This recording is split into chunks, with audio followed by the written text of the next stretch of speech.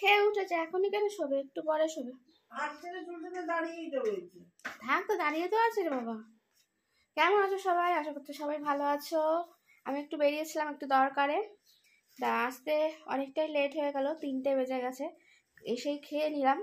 আর আসার সময় একটু বাজার টাজার নিয়ে, বাজার বলতে টমেটো আনতে বলেছিল মা, আর তার মধ্যে মায়ের জোয়ান টোয়ান লাগে, সেই জোয়ান নিয়ে আসলাম, একটু কিছু ফল নিয়ে আসলাম, পেঁপে নিয়ে আসলাম, আপেল নিয়ে এইসব নিয়ে আসলাম। খাওয়া দাওয়া সেরে মা এখন মাকে বলে একটু রেস্ট নাও। আমি এদিকে একটু ভিডিও, আজকে একদম ভিডিও শ্যুট করা হয়নি তোমাদের সঙ্গে, মানে তোমাদের সামনে আসতেই পারিনি, সময় পাইনি, তাড়াতাড়ি করে কাজবাজ করে কোনো রকমে বেরিয়ে পড়েছিলাম। এখন এইখান দিয়ে না রোদ আমাদের এখানে, মানে জানলা দিয়ে সোফার মধ্যে রোদ আসে। এই রোদটা কিন্তু গরমকালে একদমই, তখন এতটা পড়ে মা, এতটা পড়ে না, কিন্তু এখন এই শীতকালে পড়ে। এই হালকা রোদটা কি আরামের যে কি বলবো, কিন্তু জানলাটা খুলতে পারছি না, মশা ঢুকে ভূত হয়ে যাবে, বুঝেছো? তার জন্য মা জানলা ফালা দিয়ে দিয়েছে, নাহলে মশায় না খুব ডিস্টার্ব করে, ধূপেও না মশা যেতে চায় না। আমাদের এখানে গাছপালা, বন জঙ্গল, মাঠঘাট একটু বেশি তো। 70 টাকা, 70 টাকা কিলো, 73 টাকা হয়েছে, 70 টাকা নিয়েছে। 77 হয়েছে, 73 কিলো বেশি হয়েছে।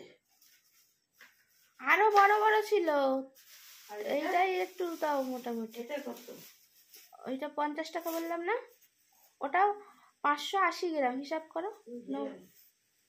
ওটা বেছেই নিয়েছি আমি, পাতাওয়ালা আপেল, পাতা পুরো হচ্ছে গাছ থেকে। দাও আমার, বালি বালি হবে কেন? আগেরটাও তো বালি বালি হয়েছে, আরেকটা ছিল ওটাও বালি বালি ছিল। এরকম আপেলের এরকম পাতা ডাল শুদ্ধ এরকম দেখেই নিয়েছি আমি, ভাল লাগে না দেখতে এরকম? আমরা তো আর সেই আপেলের জায়গায় কোনোদিন যেতে পারবো কিনা জানি না, যে মায়ের জন্য এত এত আপেল নিয়ে আসবো। এই তাই জন্য শুকনো পাতাই আমাদের কাছে যথেষ্ট, এটাই আমাদের কাছে আনন্দ। এরকম টাটকা পাতা দেখলে তো আবার লাফালাফি শুরু করে দেবো, তাই না? গাছে হলে কদিন থাকবি, দুটো করে গেলে কত খাবো? না, ওখান থেকে তো আনা যায়, পড়ে থাকে তো অনেক আপেল, সেই তোমার বাস্কেটে করে আনা যায়, কিন্তু কত আপেল বয়ে নিয়ে আসবে মানুষ? তখন গাড়ি ঘোড়া করে নিজেদের লাগেজ থাকবে, ওই বাবা।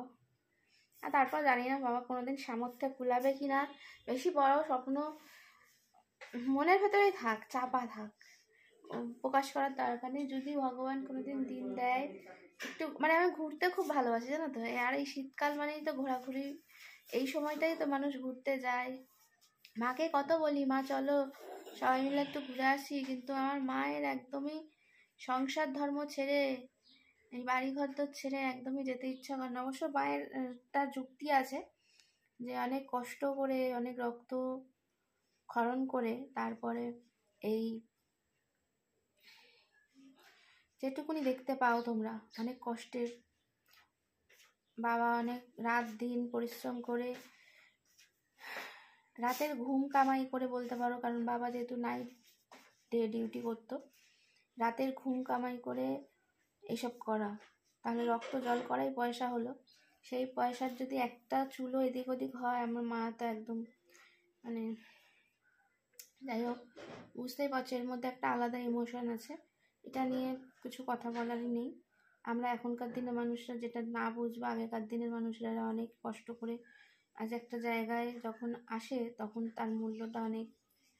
যাই হোক, আমার যখন কোনো স্ট্রাগল করে আমি সেই জিনিসটা অর্জন করি, তখন আমি এখন বুঝতে পারি যে কতটা ভালো লাগার, কতটা তার প্রতি মায়া, কতটা তার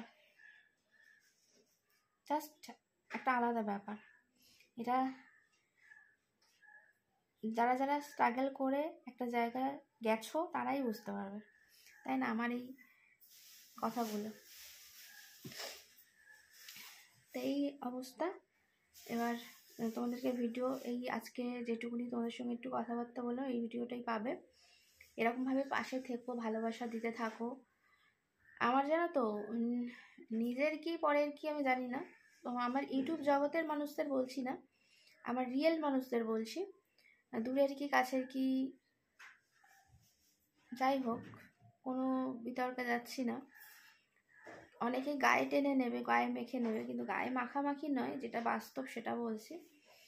সবাই চারিদিকে অনেক শত্রু ছড়াছড়ি আছে, যারা আমার অ্যাকচুয়ালও ভালো বা আমার অ্যাকচুয়াল উন্নতি, আমি ভালো থাকা, এগুলো সহ্য করতে পারে না। তারা করতে পারে না, আমি তাদেরকে দেখে অভ্যস্ত। কিন্তু তোমরা এরকম কোনোদিনই করো না আমার সাথে। কারণ সত্যি কথা বলতে, তোমাদেরকে অনেক কষ্ট করে, অনেক স্ট্রাগল করে তোমাদেরকে পেয়েছি। তোমরা অনেকেই আছো যারা আমাকে খুব ভালোবাসো, আমাদের পরিবারটাকে খুব ভালোবাসো, আমাদের চ্যানেলটাকে তোমরা দেখতে খুব ভালোবাসো। তারা একদমই পাশ থেকে সরে যেও না, এটুকুনি বলবো। কারণ সারা জীবনই তো মানুষ শত্রুতা করে গেল, এখনো পর্যন্ত কিছু মানুষ করে যাচ্ছে। তোমরা করো না প্লিজ, এটাই অনুরোধ রাখলাম। আশা করি তোমাদের কাছ থেকে কোনো শত্রুতা বলো, কোনো হিংসার মুহূর্ত, কোনো হিংসাত্মক কোনো কিছু যাতে না পাই। তাহলে সেই কি বলতো, সেই ছোট্টবেলা থেকে যে ঘাটা মনের ভেতর হয়ে রয়েছে, সেই ছোট্টবেলা থেকে যে ঘাটা দগদগে ছিল, তোমাদেরকে পেয়ে সেই ঘাগুলো কিন্তু একদমই ভুলে গেছি। মনে হয় যেন কেউ সেই ঘায়ের জায়গায় মলম লাগিয়ে দিয়েছে। আর যদি তোমরা আবার সেরকমই কষ্ট দাও, বা তোমরা যদি ওরকম উল্টোপাল্টা কথা বলে আমাকে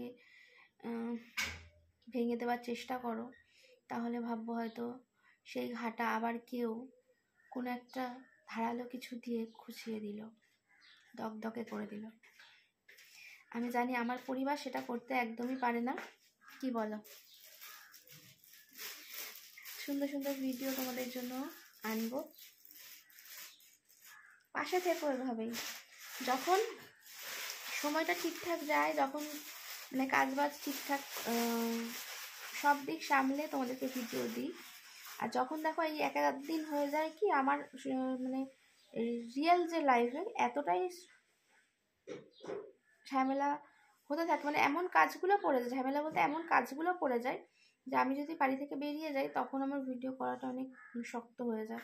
আর রাস্তাঘাটে ভিডিও আমি খুব কম করি, বুঝতেই পারছো এখনকার রাস্তাঘাটের অবস্থা। তার মধ্যে ব্যাগ থাকে, এই হাতে টুকটাক জিনিস থাকে, তারপরে গিয়ে আর ভিডিও করার কোনো হয়ে ওঠে না।